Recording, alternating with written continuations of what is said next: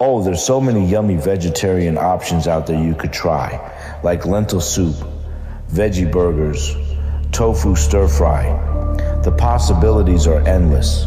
Let me ask you something. Have you ever had that strange feeling looking in the mirror and realizing the person you see isn't really you? That maybe, just maybe, you're looking at a collection of habits, of reflexes you've built up just to get by. Have you ever wondered if you've mistaken your survival strategies for your actual identity? So let's explore that thought. This reflection comes from the pages of The Root Within, and it's all about exploring those unseen forces that kind of shape who we become. You know, this whole process, it starts so early, way before we even have the words to describe it. We're born, completely unafraid, just whole, and then the world starts to happen, bit by bit. It teaches us to make ourselves smaller. Every little insult, every time we're dismissed, each one is like a tiny chisel just carving into us. And that's it, right? That's the first crack in the mirror of who we think we are. So what happens next? Well, our mind, which is supposed to be our greatest protector, it steps in, but it does something unexpected.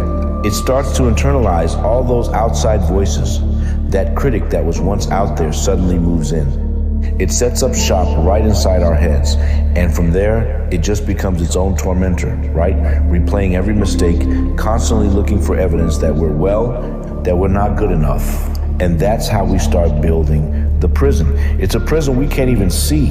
It's this invisible thing, and its walls are built brick by brick from our own behaviors. We think we're just, living our lives, making choices day to day. But what we're actually doing, we're building walls. And these bricks, they're not some abstract idea. They're real tangible things you might even recognize, like the unnecessary apology, right? Saying sorry just for taking up space or chasing perfection so hard you end up completely paralyzed, terrified of getting it wrong.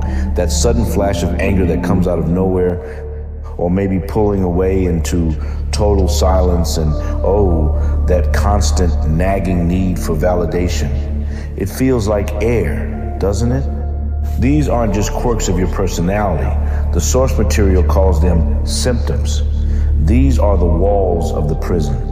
Once those walls are built, our thinking, it kind of twists, it gets distorted. Our mind goes on this mission to find proof of its own biggest fears.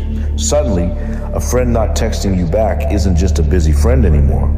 No, it's solid proof that you've been rejected, a totally neutral comment from your boss. It becomes this glaring sign of how incompetent you are. We literally start building a legal case against ourselves, and we're both the prosecutor and the defendant. So you might be wondering, what keeps this whole thing running? What's the engine? Well, it's that relentless chase for approval. It's a hunger that honestly can never be satisfied. And why is that? It's because we're not actually chasing what we genuinely want or need.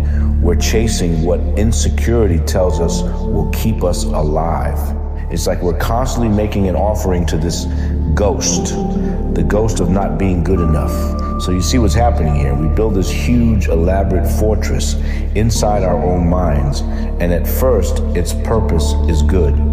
It's meant to keep us safe from judgment. It all starts with a simple, honest feeling, I feel insecure, just a temporary state, right? Something that can come and go, and then it quietly transforms into a core belief, a final verdict, I am broken. At that point, the wound isn't just a wound anymore. It's become your identity. If something in this story reached you, if any of this felt familiar in a way that's hard to explain, just stay with that feeling for a moment. There's always more beneath the surface. If this spoke to you, subscribe to The Root Within.